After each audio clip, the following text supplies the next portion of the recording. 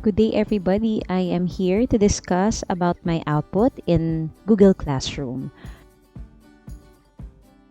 Let's start by accessing your Google Classroom by clicking the waffle and clicking the classroom icon. In Google Classroom, you can join a class or create a class. And as a teacher, of course, what we need is create a class by just clicking create class and filling up the necessary details like the class name and also the section and also the subject. And if you also want to put the room, you can also type in the room number or room name.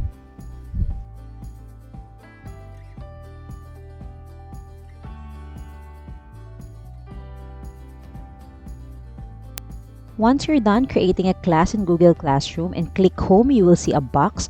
Every subject that you have created is one box. And now let us customize our classroom. You can actually customize the appearance by choosing color for your classroom. And also you can change the theme by clicking on any of these ready-made templates. Or if you want to be personalized, you can also upload your own picture from your computer or from your drive and then just click it, and then you will have your personalized classroom by simply doing that. But of course, do not forget to save your work. Moving on with the settings of Google Classroom. For the settings in the Google Classroom, we're already done with the class details a while ago when we created our classroom. And then you can also find here the general, wherein you'll find the invite codes that you can share to your students so they can join the Google Classroom, your classroom. And we also have the stream tab, wherein you can actually choose if you want the students to comment or post, or you want the students to comment only or none at all. You can also choose the showing the notification, everything, or it can be condensed, or you can actually hide the notification in the stream tab. Here you can also manage the meet link, wherein you can just generate the meeting link, and once you click that, a link will be visible to your students in their Google Classroom, and when you have a synchronous class, they can just click that and they will be prompted in Google Meets. Grading is also found in this tab, so you can just choose any of those three. And of course, after all of this, don't forget to save. A while ago, we just generated a link in the settings, and once you go to the Stream tab, you will see that Join. Just click that and you will be able to have your synchronous classes. And another tab is the People tab. Here you can see the teachers, also the student. You can add teachers by just clicking that plus sign, and add the teachers by clicking their email if it's already there, or you can just type in their email address. You can also invite students by doing the same thing, by clicking the plus sign and then looking for the email addresses of your students, or you can simply type it. And after that, you can just invite them and you will see it there. You will actually see the names of the students there, and it will darken once your students accepted your invite.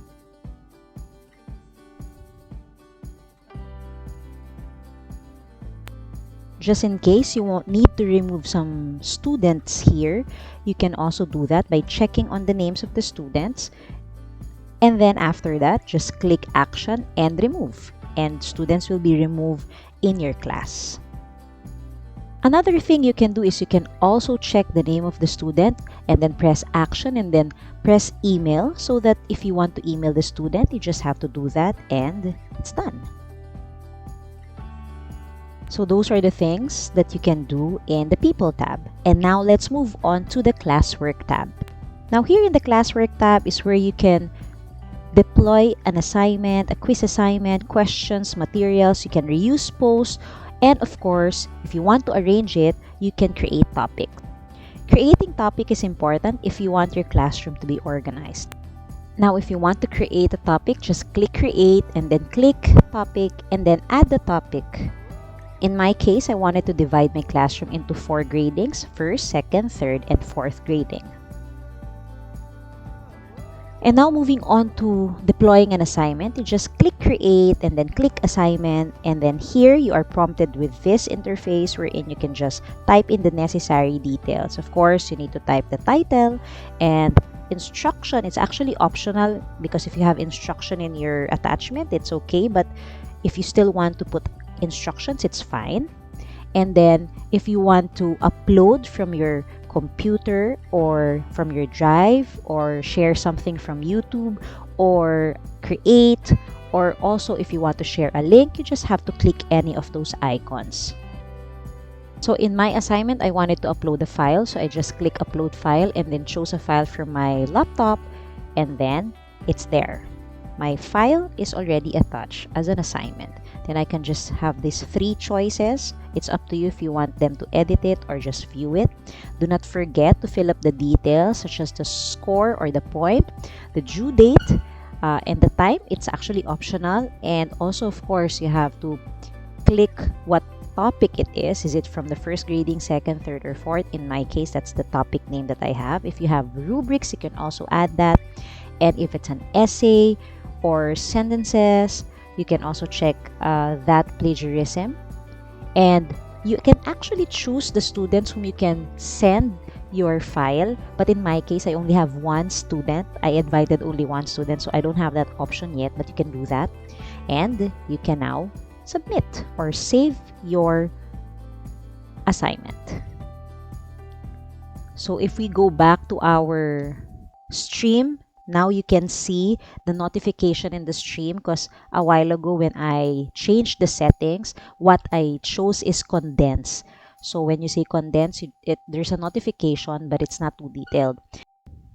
Another thing that we can do in our classwork tab is to actually deploy a material. So what you just need to do is to click create and then material. And then if the material is from your laptop, you just have to attach the file and then get the file from your laptop and upload it like that. So there you will see your file uploaded, or you can now simply deploy it by saving your work again and submitting it and sharing it to your students.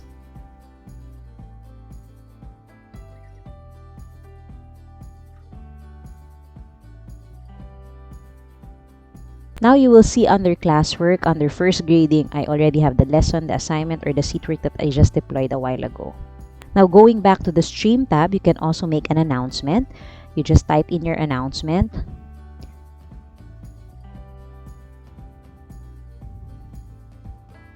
And then you can actually post it now or schedule it or save it as a draft. If you want to schedule it for later, then just press schedule and then choose the date and the time as well, and then click schedule. So those are the things you can do in the stream tab. So you see there's a notification and there's also an announcement, but the announcement is hidden because it's saved for later or it is scheduled. Also, going back to our classwork, we can deploy an assignment by clicking on the same thing, create and then assignment, and then just scheduling it. You can also schedule the deployment of an assignment. So there you can see that the seat work that I have deployed is not yet darkened. It means it's scheduled for later. You can also drag your lessons or seat work going to a different topic. Simply drag it. Another tab we have is a grade tab, but of course, because this is a newly created classroom, I still don't have students, so there's no grades yet. But definitely, if your students are already done with their work, you can see in the homework, you'll see the turn in and the 0 turn in and the 0 assigned, because as I've said, I don't have students yet in this certain Google Classroom. So there's 0, but once you already have your students, they accepted the invites, they're gonna have their names there in the grade tab, and if they created or did their homework, then you will see also their scores there once you checked it. Another thing is you can also share a YouTube video. Let's make it sharing a material. So you just click that and then you can share a YouTube video there. So those are the things you can do in classwork. So this is your classwork tab. Again, we have the stream, the classwork, the people, and the grade. So now let's move on to accessing your Google Meets. As I've mentioned, it's very easy that just click the link and then you'll be prompted with your Google Meets. Now, once you are here in Google Meets, you can now access all the features that it has. And one of the things the teacher uses is really the share screen, so they can teach or we can teach. So that's what you can do. And for a more collaborative online class, we can also use the whiteboard of Google Meet, and that is what we call Jamboard. Jamboard will really make your class interactive because you can actually share file, attach file, share sticky notes. So those are the things that you can do. You can edit or delete that. And you can also change the background. Like in my case, since I'm teaching math, I can use the graphing background, and we can type in. So students will have fun when using Jamboards because they can do this together. And then if you want another slide, just click that to have another slide. And that is it for Jamboard. Once you are done sharing and using your whiteboard, you can just click leave and you're done with your Google Meets. And that is it. That is how I create and use Google Classroom, Google Meets, and Jamboard. Thank you so much, everybody. God bless.